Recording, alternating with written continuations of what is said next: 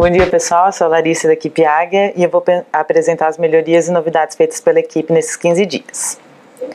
Então, a primeira coisa que nós fizemos foi a adequação do registro C100, campo 13 do SPED fiscal. Esse campo, ele era enviado anteriormente, ele é, na verdade, um indicador do pagamento, e ele era enviado como à vista ou a prazo. Aí nós disponibilizamos um parâmetro para que quando o cliente informar o CFOP da operação, ele possa ser gerado como um indicador de pagamento outros. Nós fizemos também a geração do arquivo magnético do livro eletrônico do Distrito Federal. Então essa é a tela de geração do arquivo. Aí aqui é o validador, então depois que o arquivo é gerado, ele fica gravado lá no BlueSoft Drive, aí pode ser pego o arquivo e validado dentro do validador. Se ele validar e não tiver inconsistências, ele vai apresentar essa mensagem. E ele fala que precisa do certificado digital instalado na máquina para conseguir transmitir o arquivo.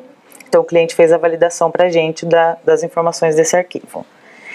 Nós fizemos também outra geração de arquivo magnético, essa do Rio de Janeiro. Essa é a tela de geração por dentro do RP. E depois ele fica gravado no BlueSoft Drive também.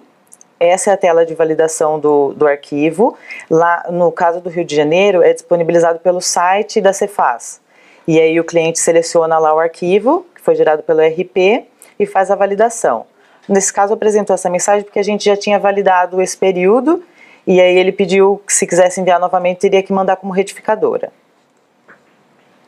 Nós fizemos também outra geração de arquivo magnético de CMS do estado do Pará.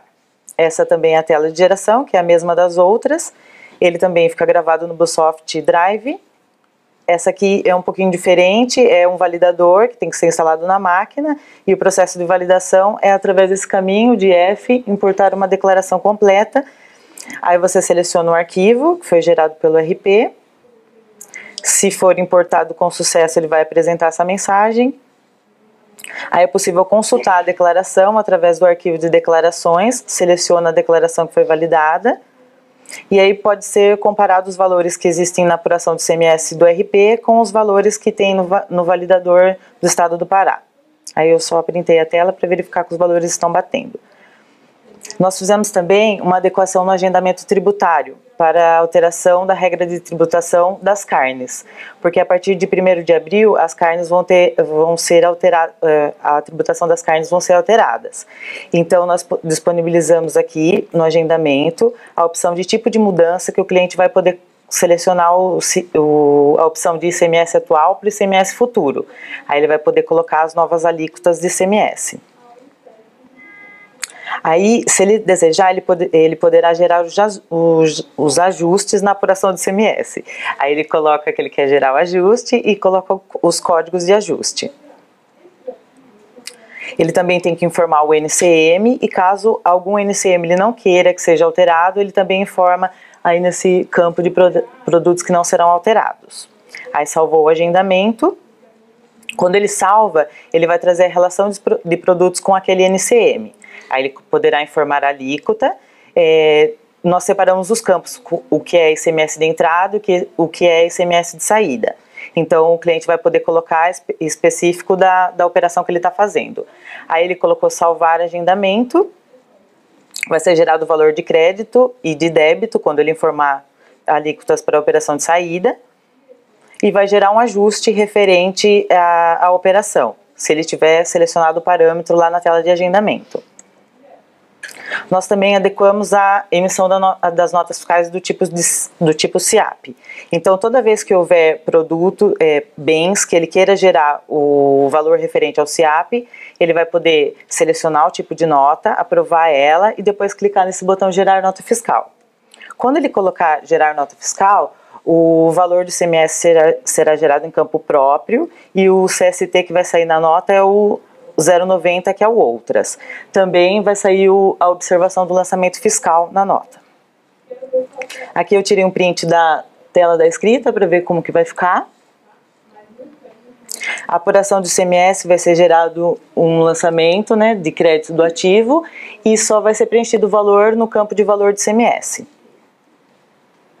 Nós adequamos também a geração do SPED fiscal, para que seja gerado corretamente a identificação do documento no registro G130 e a identificação do item no registro G140.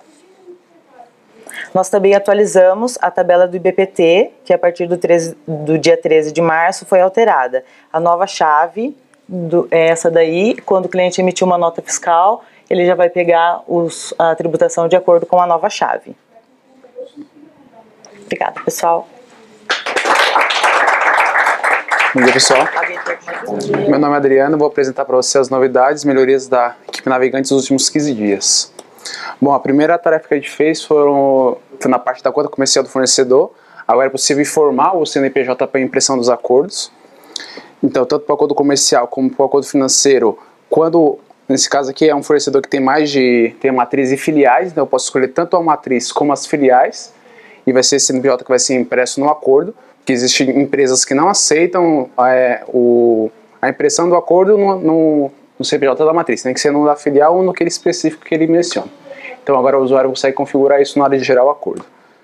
E a mesma coisa no acordo financeiro, a mesma regra, então ele consegue escolher. Outra tarefa, a gente fez melhorias na restrição forçada do CD e do operador logístico.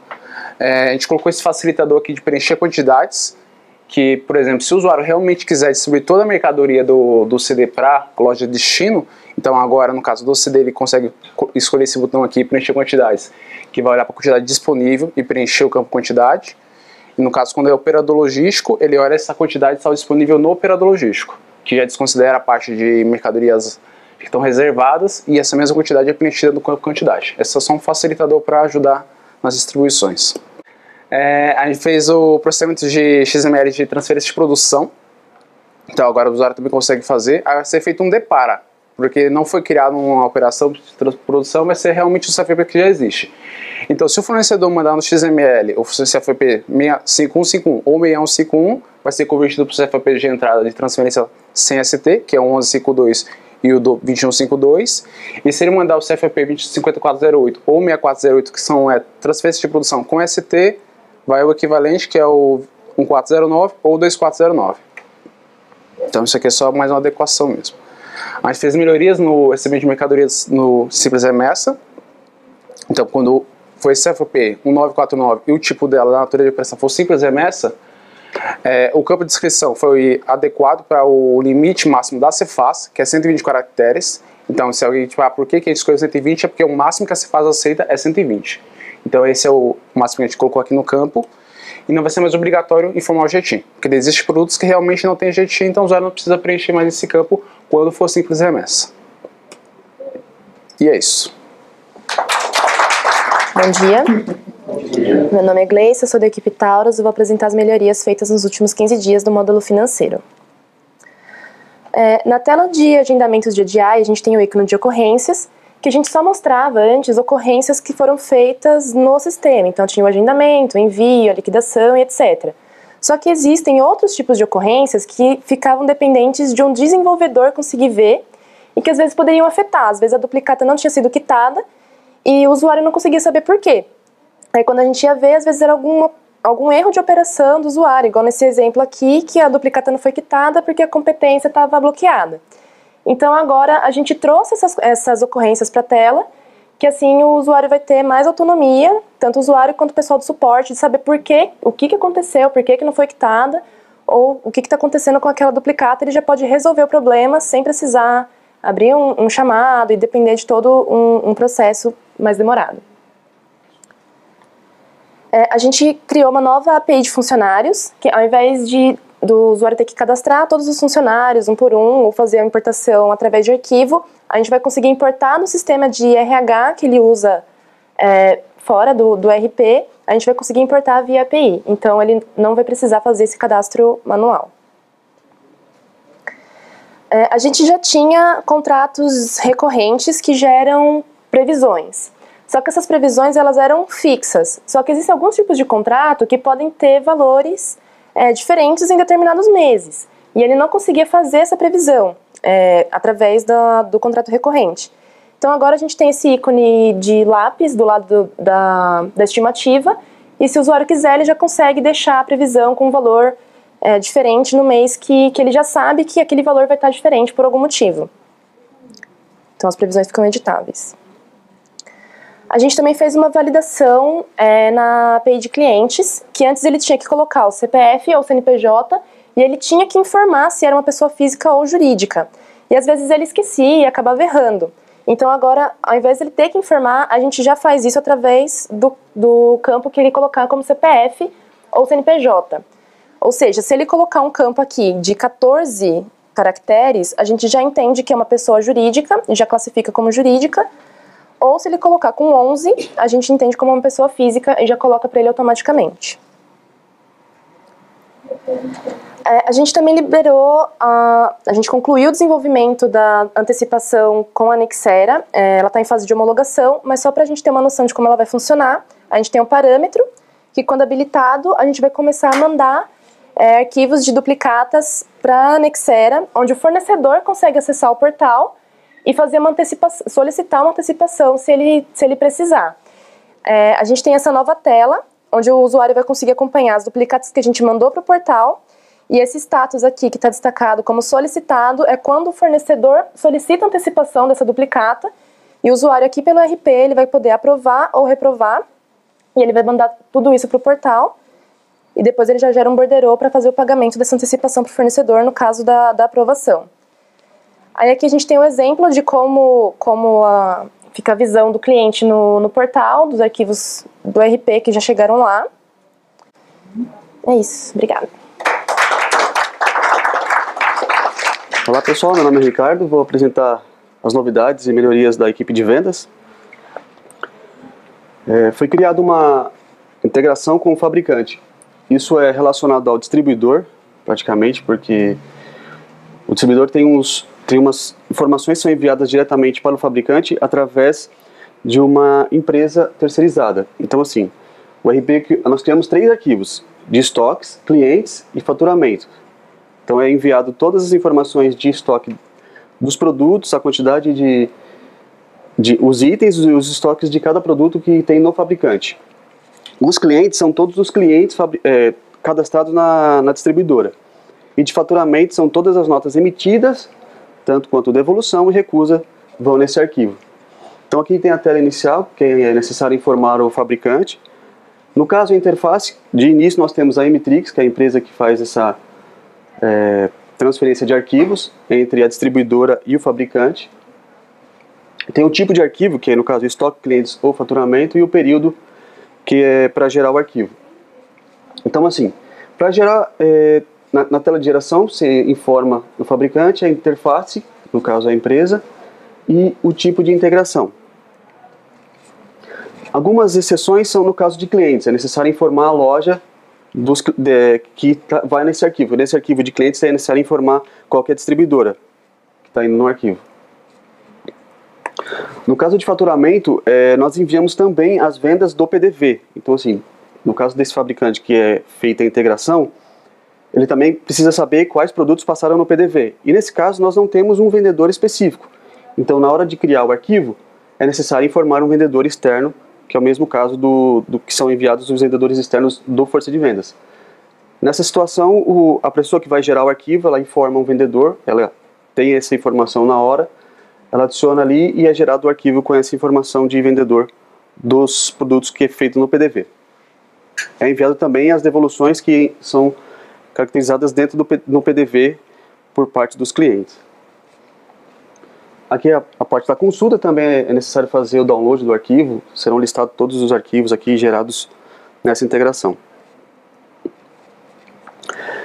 Também na tela de importação de notas de saída foram incluídos 2 novos CFOPs, que é o 5919, devolução simbólica, e o 5114, que é a venda de mercadoria de consignação mercantil. Nós atualmente emitimos pela Força de Vendas, agora nós implementamos a importação desses XMLs pela tela.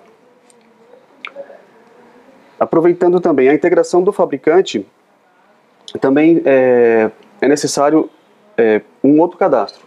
Nesse vínculo entre fabricante e cliente, ele precisa saber qual que é o segmento desses clientes do distribuidor. Então assim, para cada fabricante, cada cliente tem um segmento diferenciado.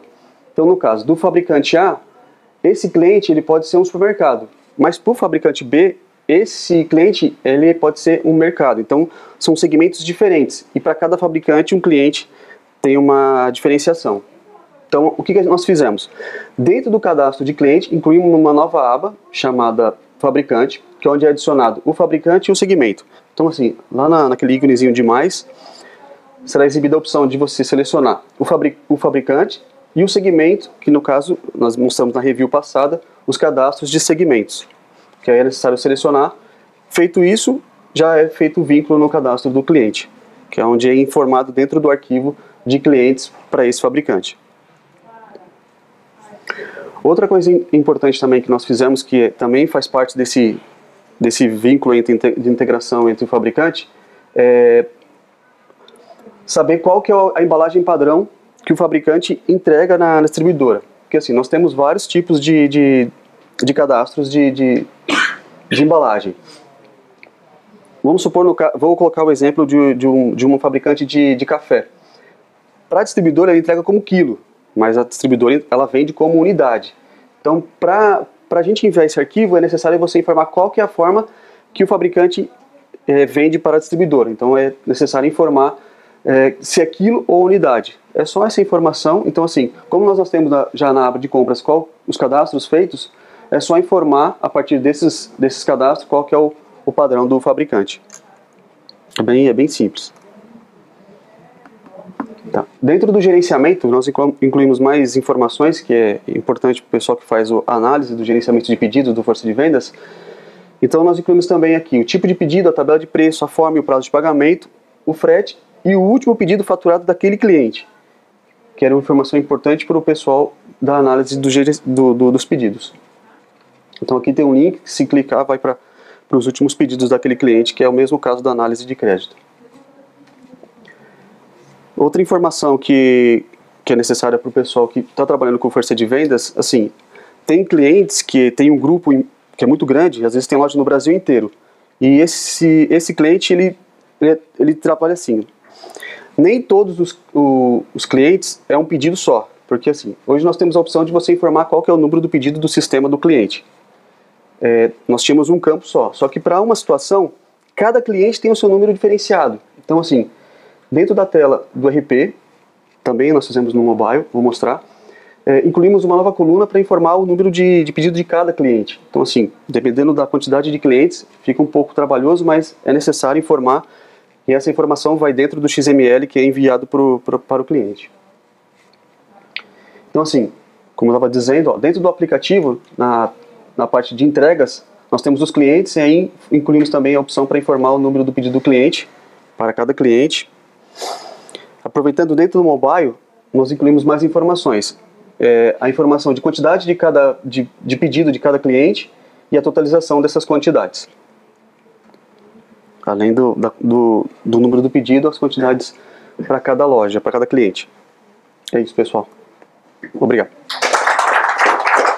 Bom dia, me chamo Vinícius, vou apresentar as novidades do BI dos últimos 15 dias. A primeira novidade foi a melhoria no dashboard de devolução de vendas. Agora é possível realizar uma análise por tipo de devolução, com, sem cupom e com diferença de preço. A gente tem alguns gráficos que facilitam a análise das informações, né? De devolução por cliente por tipo de movimento, que é o que eu comentei agora, e por dia. Segunda novidade foi no dashboard de análise de patrimônio. A gente incluiu essas colunas que estão em destaque para facilitar o cliente. E agora só tem dashboard, só tem patrimônios que incidem depreciação na análise. E a gente vem fazendo um trabalho de documentação das tabelas do BI, tem cerca de 200 e poucas tabelas. A gente vai criar um modelo com um documento de cada uma delas, para os clientes que usam o BI para desenvolver, entender o que tem em cada uma e facilitar. E é isso.